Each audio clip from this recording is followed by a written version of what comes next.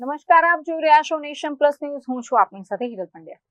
વડોદરાના માંજલપુરના ધારાસભ્ય અને ગુજરાત ભાજપના સૌથી વરિષ્ઠ નેતાઓ પૈકીના એક એવા યોગેશ પટેલના દુઃખદ અવસાનથી દેશના રાજકારણમાં મોટી ખોટ પડી છે.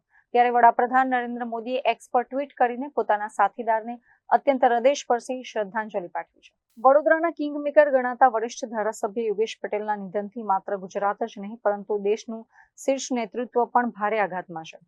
વડાપ્રધાન નરેન્દ્ર મોદીએ ટ્વીટ કરીને પોતાની સંવેદના વ્યક્ત કરતા લખ્યું છે કે ગુજરાત વિધાનસભાના વરિષ્ઠ સભ્ય શ્રી યોગેશભાઈ પટેલના અવસાનના સમાચારથી અત્યંત દુઃખ થયું છે. વડાપ્રધાન નરેન્દ્ર મોદી અને સ્વર્ગસ્થ યોગેશ પટેલે ગુજરાતમાં સંગઠનને મજબૂત કરવા માટે વર્ષો સુધી ખભે ખભા મિલાવીને કામ કર્યું હતું, જેને યાદ કરીને વડાપ્રધાને તેમને પોતાના જાહેર જીવનમાં એક અનન્ય સાથી ગણાવ્યા છે. વડાપ્રધાને આગળ લખ્યું છે કે શ્રી યોગેશભાઈ સાચા અર્થમાં એક લોકનેતા હતા.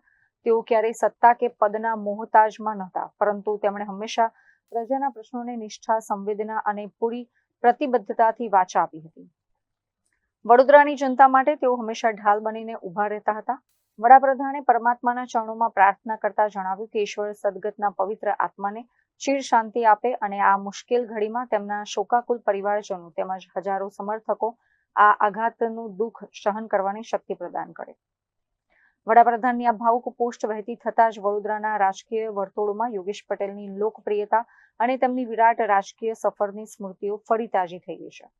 Bureau report, nation plus news, Vadodara. સમાચારોના સતત અપડેટ મેળવવા માટે અમારી નેશન પ્લસ ન્યૂઝની યુટ્યુબ ચેનલને સબસ્ક્રાઇબ કરો, બેલ આઇકન દબાવો અને જોડાયેલા રહો ફેસબુક, ઇન્સ્ટાગ્રામ અને ટ્વિટર પર.